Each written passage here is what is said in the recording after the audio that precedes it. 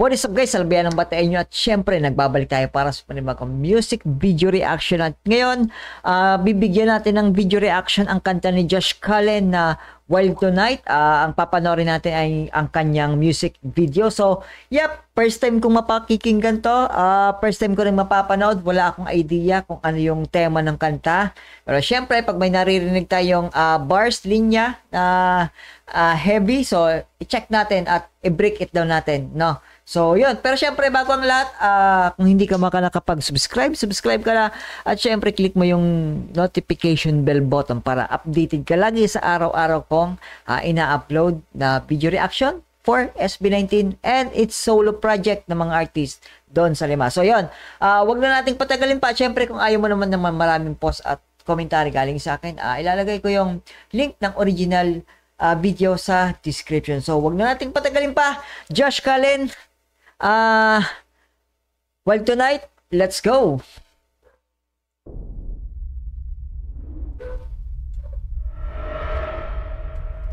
Ang ano nung bass, nung sound nung ano.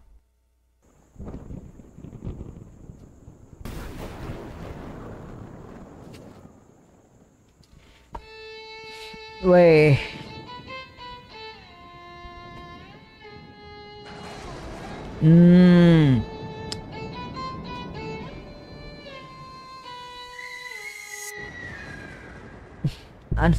Para okay. Ano siya, vampira? Okay, so guys, so ito yung sinasabi nyo na yung parang ang something na parang alter ego ni Josh Cullen is a vampire, no? So okay, nagme-make sense na kasi yung ibang comment na may ganitong reference kayo na sinasabi na parang siya yung inaano na Dracula or vampire, no? So okay, dito nagsimula yun. Okay, sige, gets na. Musta, anong dekada na ba? Ganun.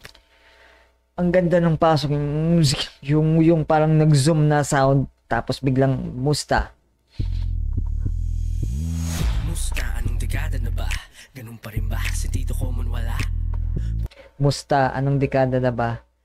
Syempre nagre-reference siya na parang sa matagal na, ilang dekada na, tapos Sentido Común wala, kumbaga ang tagal na, tapos wala pa ring wala pa ring natututunan. Hindi mo inakala na ba ganun pa rin ba? Sentido Común wala. Pusta, hindi mo inakala ako'y magigising nga sa iyong pagkakabala. Ako'y magigising na sa iyong pagkagambala. Syempre alam na, self-explanatory na rin naman yon. So yeah, pero gusto ko dito yung syempre reference na since na vampira siya, pag nagambala syempre nagigising automatic at sinasabi niya na ilang dekada na, so ibig sabihin parang ilang dekada na siyang natutulog, no? Literally as a vampire. Nag-aabang magkamali, nakamasid lahat pero Josh Cullen, no? Parang yung sa Twilight Saga nga talaga siya, no? Sa iyong pagkakabala, nag-aabang magkamali, nakamasid lahat pero sandali. Ano sabi? Nag-aabang magkamali. Nag-aabang magkamali. Nag-aabang magkamali, nakamasid lahat. Syempre, kung ikaw, gaya nila SB19 and Josh, gaya ni Josh, may gusto kang maabot, tapos syempre, pag ang mga tao kasi pag ayaw sa'yo, talagang ang hihintayin lang yan yung bumagsak ka yung magkamali ka, tapos automatic todo na sisipain ka pa nila hanggang sa madapa ka pa. Ganun yung ano. Hindi ako tumatanda, ngunit kayo hindi nagtatanda. Sarili ko ngunit sandali, hindi ako tumatanda pero hindi pa rin kayo nagtatanda. Ibig sabihin yung edad, hindi siya nagtatanda kasi nga siya ay isang vampira. Matutulog lang yan, kahit ilang century pa siguro, hindi yan magtatanda. Pero yung sinasabi, pero kayo hindi pa rin nagtatanda, hindi pa rin kayo natututo. Di ba? Parang ganun. So, maganda yung pagkakalatag niya ng ganong linya. So, yeah, medyo magaan pa naman. So, hindi pa naman siya ganun kakomplikado. Yan ang aking tinutulugan, din yung na mapipigilan. Ni kayo hindi nagtatanda. Sarili ko libigan ang aking tinutulugan, din yung na mapipigilan. Kahit pa ako'y tirikan na kandi. Sarili kong libingan ang aking tinutulugan, hindi yun na mapipigilan kahit palantirikan. So syempre kumbaga wala na kayo pwedeng ibato sa akin Kasi kumbaga nasanay na ako eh. Diyan ako lumaki, diyan ako nabuhay. Diyan ako huminga sa paraan na yan. So, parang wala na kayong maibabato pang masasakit na salita kasi kumbaga ibig sabihin yung libing ngayon kanyang tinutulog. Ibig sanay na siya sa ganon. So, parang kahit ano pang sabihin nyo, wala na kayong, hindi nyo na ako kayang saktan pa. Ganon yung sinasabi. Kahit anong gawin nyo, kahit anong salitaan nyo, never, my friend. So, gusto ko yun. Paglinkis ng pangil ko, baka ikay mapamisa. Luhay aking sungay simulan. Kulibingan ng aking tinutulugan, din yun na mapipigilan. Kahit pa ako'y tirikan ng kandila o pila kang kadili may mabisa. Paglinkis ng pangil ko, baka pigilan. Di kayo hindi nagtatanda. Sarili kulibingan ng aking tinutulugan, din yun na mapipigilan. Kahit pa ako'y tirikan ng kandila o pila kang kadili. Kahit tirikan nyo pa ako ng kandila o pilak, kasi syempre yung pilak is parang yun yung kahinaan ng vampira, no? So yung pilak, yung kandila, tapos yung dahil nasa libingan na siya, so parang wala nang kwenta yung mga yan. May mabisang tinutulugan din yun na mapipigilan. Kahit pa ako'y tirikan ng kandila o pilak ang kadili may mabisa. Paglingkis ng pangil ko, baka ikay mapamisa. Paglingkis ng pangil ko, baka ikay mapamisa. Paglingkis ng pangil ko, or yun sa church. Pero syempre, pag nagmimisa ka, magtitiri ka ng kandila. Yeah, makes sense. Misa, pangil, paglingkis ng pangil ko. Kulibigan ng aking tinutulugan din yun na mapipigilan. Kahit pa ako'y tirikan ng kandila o pilak ang kadili may mabisa. Paglingkis ng pangil ko, baka ikay mapamisa.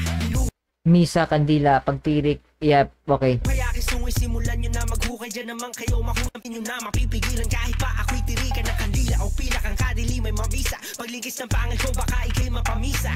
Luhay aking sungay simulan nyo na maghukay. Dyan naman kayo mahusay. Pinasipi kong patuloy. Sungay, hukay, mahusay. Man, ganda ng pagkakaano niya rin nun. Mapamisa. Luhay aking sungay simulan nyo na maghukay. Dyan naman kayo mahusay. Pinasipi kong patunay. Pag ako ang pumuna, hindi kayo mauuna. Bam. Paglingkis ng pangil ko, baka ikay mapamisa. Luhay aking sungay simulan nyo na maghukay. Dyan naman kayo mahusay. Pinasipi kong patunay. Pag ako ang pumuna, hindi kayo mauuna.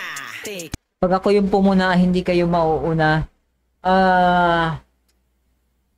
Ano pang pwede kong doon? Pag ako yung pumuna, hindi kayo mauuna. Niran nyo lang din yung una, pumuna.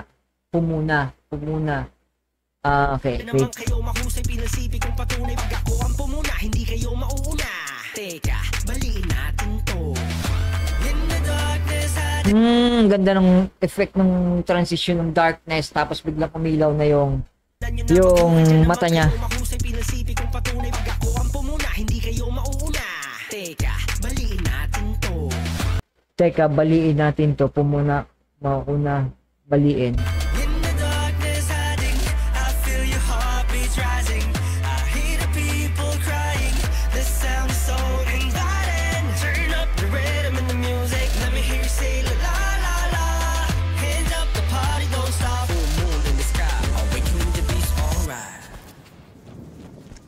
Ganda.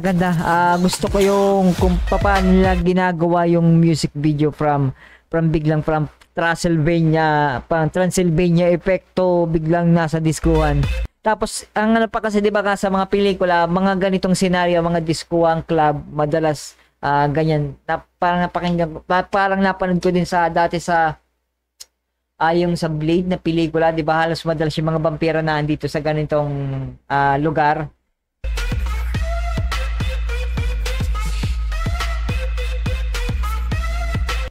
Transition ng dance from club to doon sa mga sakay Josh Cullen.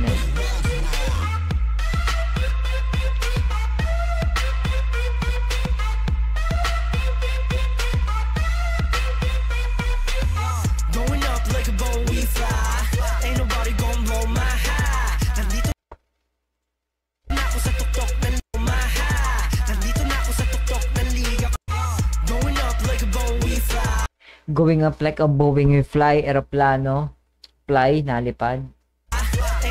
Pero syempre dahil Dracula nga din siya or isang vampira, lumilipad din siya, so okay.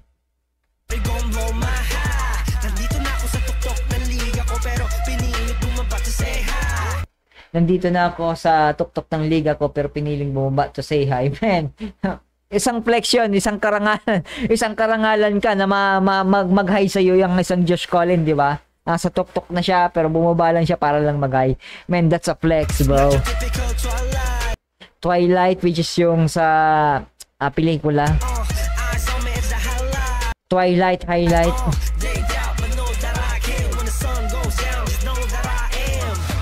When the sun goes down, just know that I am.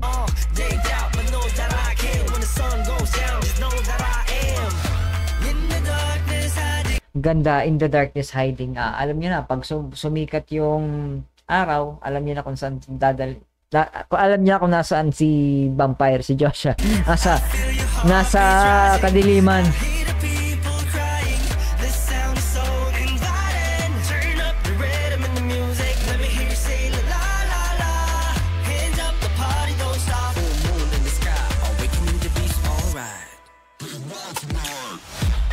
Mostly getting wild tonight. Yung nasa bar sumasayaw, nagdadag as high. Siyempre, liquors, drugs, nasa club kayo. Pero wild tonight is yung inaano niya din sa isang vampira, Dracula, high. Blood, sucking blood, siyempre, lumilipad, high. Man, ang ganda. Gusto ko yung pagkakaano niya sa club, tapos ini-incorporate niya sa pagiging vampira niya. Which is yung, pag nasa club sa mga pelikula, may vampira yan.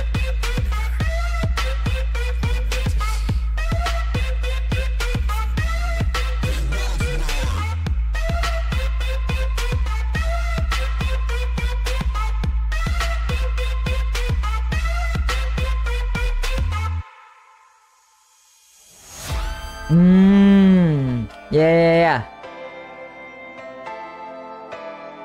Uy, nahuli siya.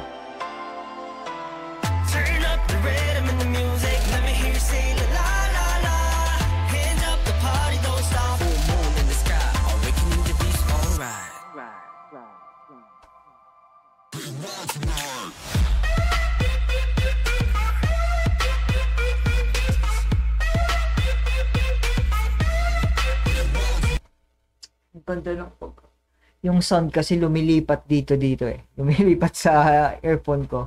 Lilipat dito, tapos bigla lilipat dito sa kabila.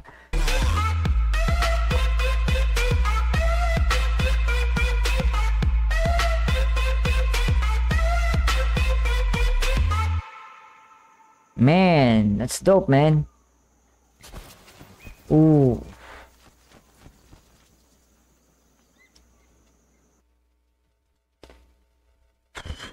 Nice! SB19, special thanks to SB19 sa kagrupo niya. 18s and mga barbecues. Hello! Nice!